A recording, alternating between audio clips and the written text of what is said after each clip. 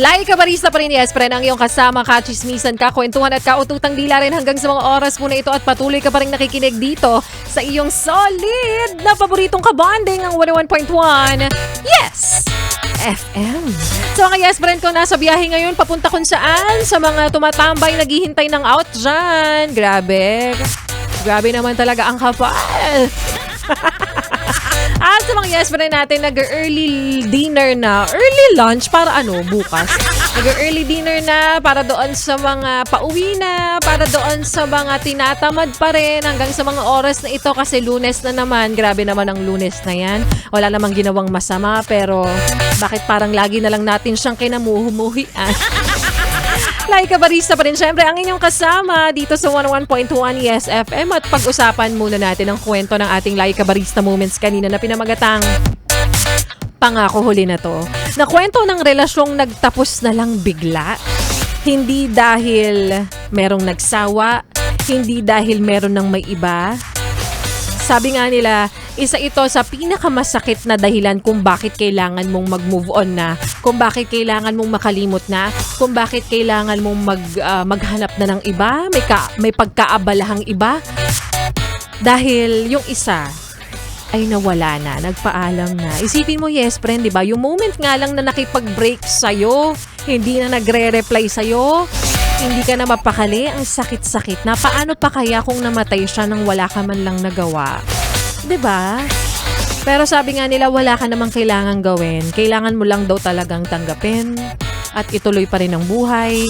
Dahil kapag hindi ka nag-let go, ikaw ang maaapektuhan ng todo-todo. Alam mo, kapag may mga naririnig akong ganitong kwento ng mga kaklase ko, ng mga kakilala ko, hindi ko alam sa kung paraan talaga i-comfort sila kasi alam natin, kailangan nilang maranasan to eh.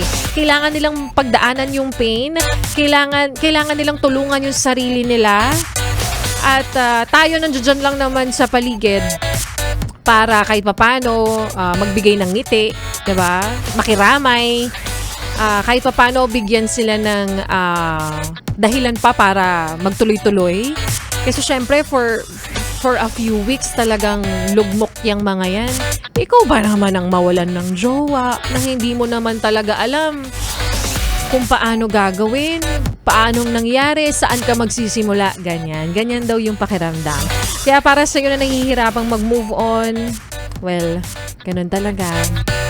Mapa yung karelasyon mo man ay nawala, sumakabilang buhay, pero mas masakit pa rin din talaga yung sumakabilang bahay.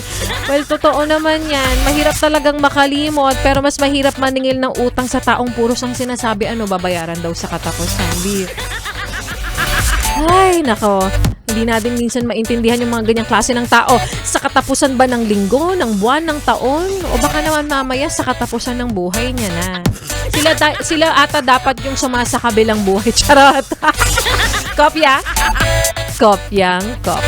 O siya, maraming salamat sa mga yes friend natin patuloy na nakikinig at kasama ang Yes FM sa inyong biyahe, sa inyong araw-araw na pamumuhay, sa inyong araw-araw na pagkain sa almusal, sa tanghalian at syempre sa mga oras na ito na maghahapunan na. Maraming salamat sa pagpili sa 101.1 Yes FM. Kaya naman ikaw ay patuloy na manatili. Ituloy pa ang pakikinig dahil sa sunod na ang programa ni Ganda Wanda. 6 to 9 p.m. At ikay patuloy pa rin nakikinig dito sa iyong solid na paboritong kabanding ang 101.1 Yes FM. So